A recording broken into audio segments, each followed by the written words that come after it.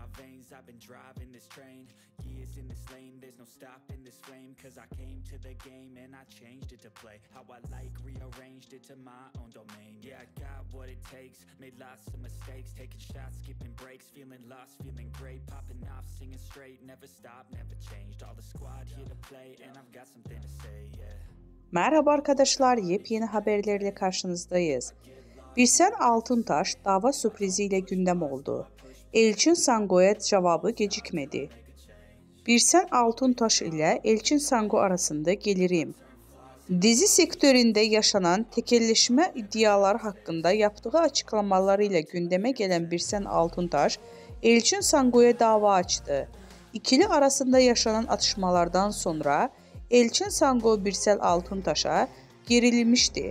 Elçin Sango Birsel Altıntaş'a sürpriz yapacağını söyleyerek kavganın fitilini ateşlemişti.